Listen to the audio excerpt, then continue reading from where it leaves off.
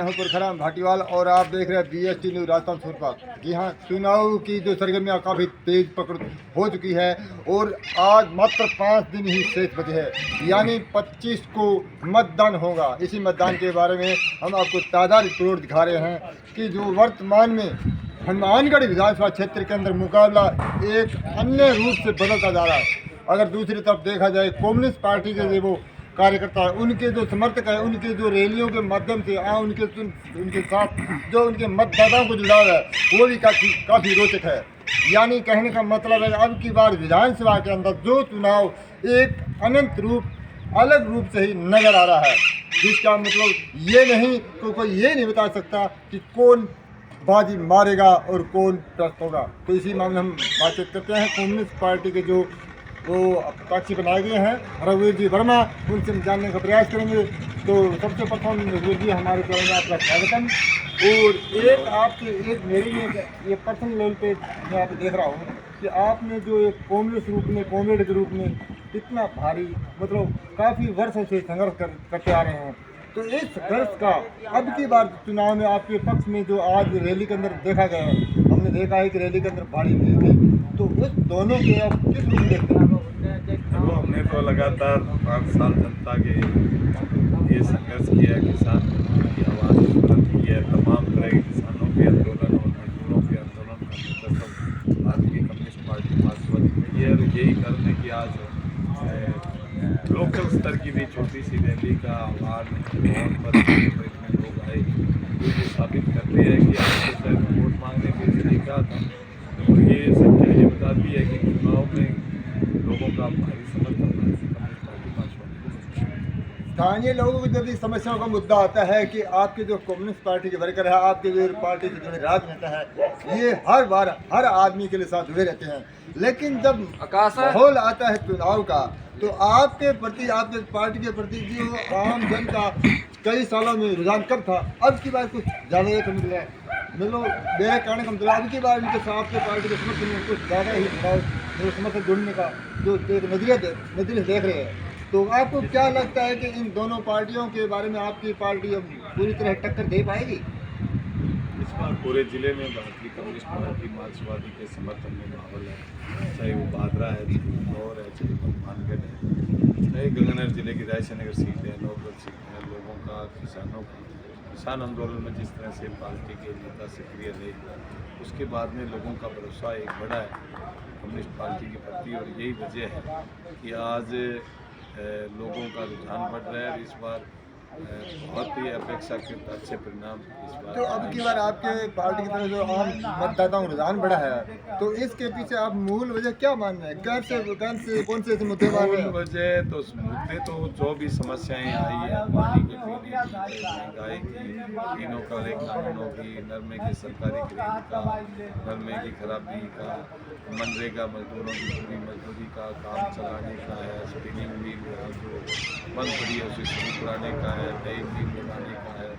ये तमाम तरह के मुद्दे थे जिसको लेकर हम पिछले 5 सालों से संघर्ष कर रहे हैं, और आज भी कर रहे हैं। यही वजह है कि लोगों का रुझान भारतीय कम्युनिस्ट पार्टी मार्क्सवादी की है। इनके बाद हम आइए बातचीत करते हैं रामेश्वर जी वर्मा, जो यहाँ पे काफ़ी लोकप्रिय नेता रूप में है। उन्होंने आम जन के लिए भी काफ़ी संघर्ष किया है और संघर्ष अभी तक करते रहे। तो सबसे प्रथम रामेश्वर जी से हम ये जानना चाहेंगे कि अब की बार जो मतदाताओं का या चुनावों का माहौल एक मतलब गोल चकोरे की तरह नज़र आ रहा है, तो आपको ये किस रूप में देखते हैं? सबसे प्रथम मैं आपका नाम जानना चाहता हूँ, उसके बाद आप हमारे चैनल की ओर से आपको बधाई हो। उसके बाद आप अब की बार जो माहौल है वो किस रूप में मतलब आपके हिसाब से किस रूप में बढ़ता आ रहा है? असल माहौल में कोई ज़्यादा फर्क नहीं। सवाल ये है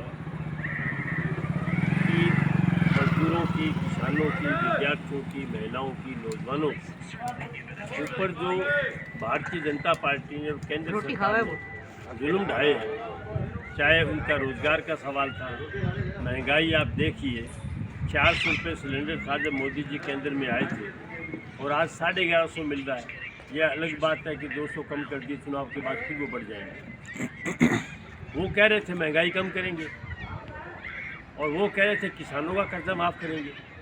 असल में सवाल ये नहीं है, सवाल ये है कि मोदी जी बिल्कुल ठीक कह रहे हैं। उन्होंने कहा था मैं देश के लोगों का कर्जा माफ़ करूँगा और मैं 15-15 लाख जमा करवाऊँगा और मैं चौकीदार हूँ। हम ये समझ रहे थे, देश की जनता ये समझ रही थी कि ये देश का चौकीदारा करेगा। असल में उन्होंने चौकीदारा किया है, पर वो किया है अडानी अंबानी की संपत्ति पर। देश के लोगों को लूट करके उनके घर भरे। अरे इन रोटी खान जो है इसी तरह से जो हमारी सरकार थी, राज्य सरकार है, चुनाव से पहले आए थे, वो भी कह रहे थे कि किसानों का कर्जा माफ़ करेंगे। वो तो गिनती कर रहे थे 1, 2, 3, 10 और 10 गिनती में जो है कर्जा माफ़ कर देंगे।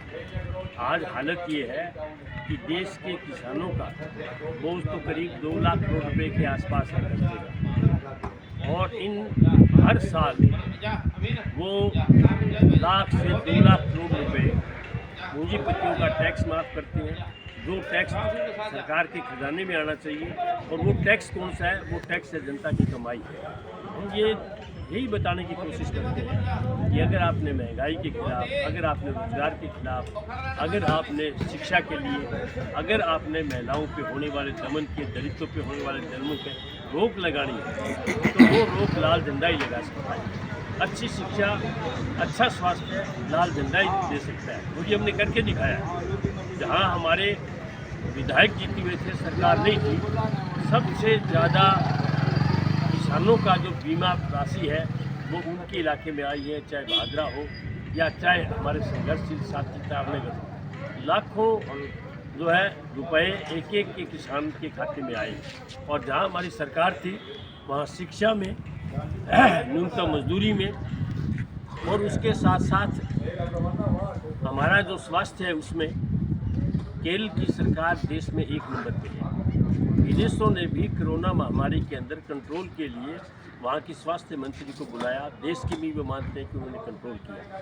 तो हम ये कह रहे हैं कि आप अगर ताकत लाल झंडे को दोगे तो निश्चित तौर से आपकी आवाज़ उठेगी, आपके पक्ष में कानून बनेंगे। और अगर आप इन दो के चक्कर में घूमते रहे कि एक बार लीलामाड़ी वाले और एक बार जो है वो आप जोड़कियाँ वाले, और कुछ लोग ये भी कह रहे हैं कि भी हम दोनों को रहेंगे। सवाल ये कानून कोई विनोद कुमार जी ने नहीं बनाया, न एक को डॉक्टर साहब ने बनाया है। ये तो भारतीय जनता पार्टी और कांग्रेस की नीतियाँ हैं। और अब जो कह रहे हैं तीसरों को जिताएंगे, कुछ लोग लगे हुए, तो उनको भी ये मैं कहना चाहता हूँ कि अगर आप इनको जिताएंगे तो कहाँ जाएंगे? वो तो ये कह रहे हैं जी मैं जिसकी सरकार बनेगी उसके साथ जाऊँगा, यानी लूटने वालों के साथ जाएंगे, चाहे वो बीजेपी है चाहे कांग्रेस है। इसलिए तीसरी जो नीतियों के तौर पे उनका विकल्प है और वो है लाल झंडा, लाल झंडे के पक्ष में आओ। इस बात को गाँव में, शहर में स्वीकार कर रहे हैं।